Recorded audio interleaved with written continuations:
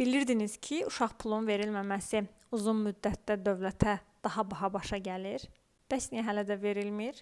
Bəziləri deyir ki, uşaq pulu veriləndə demoqrafiya artır, keyfiyyət düşür. Bəs iqtisadiyyat və ən əsası səhiyyə iqtisadiyyatı bu məsələyə necə baxır? Uşaq pulunu sadəcə sosial yardım kimi görürük, amma əslində o sağlamlıq siyasətidir. Uşaq pulu vermək bir ailəyə 100 manat vermək demək deyil, bu uşağın sağlamlığına qoyulan dövlət investisiyasıdır. Çünki elmi araşdırmalar sübut eləyir ki, uşaq pulunun olduğu ölkələrdə uşaq qidalanması yaxşılaşır, erkən ölüm riskləri azalır, peyvəndlənmənin faizi yüksəlir. Uşaqlar daha sağlam böyüdüyü üçün gələcəkdə səhiyyə sisteminin xərcləri azalır. Yəni, uşaq pulu həm sosial siyasətdir, həm də səhiyyə sisteminin yükünü azaldan iqtisadi alətdir. Makroiqtisadiyyat niyə uşaq puluna ehtiyac duyur?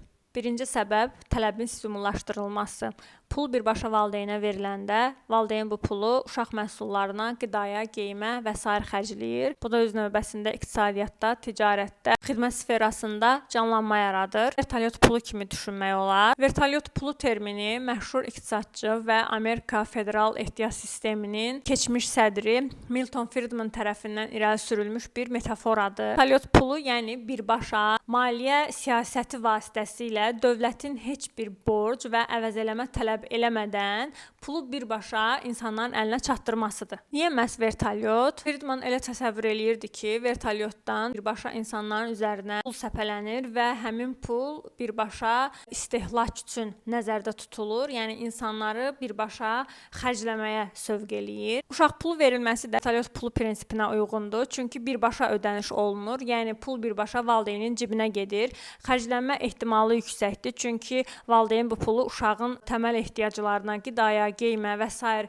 Uşaq pulu əsasən orta gəlirli və aşağı gəlirli ailələrə ödəndiyi üçün ən sürətli pul xərcləyən segmentdən olan insanlar da bunlardır və bu da beləliklə iqtisadiyyatı canlı saxlayır və iqtisadiyyatdakı dövriyyəni sürətləndirir. İkinci səbəb isə demoqrafik gələcəkdir. Uşaq doğumu xərclidir. Gənclər də ikinci uşağa sahib olmaqdan, ümumiyyətlə evlənməkdən, uşaq sahibi olmaqdan boyun qaçırırlar. Və bu da əhalinin yaşlanmasına gətirib çıxarır. Yaşlanmış əhali isə gələcəkdə pensiya sisteminin həddindən artıq yüklənməsi deməkdir. Yəni doğum səviyyəsi azalanda bu təkcə sosial məsələ yox, həm də iqtisadi məsələ olur. Çünki iqtisadi artım yavaşlayır, işçi qüvvəsi azalır. Bir çox ölkələr də bunu əvvəldən gördüyü üçün uşaq pulu, anaya yardım, ana dəstəyi, vergi güzəştləri və s. kimi alətlərlə doğumu stimullaşdırırlar. Yəni uşaq pulu həm sosial, həm səhiyyə, həm də iqtisadi siyasət alətidir. Bəs niyə verilmir?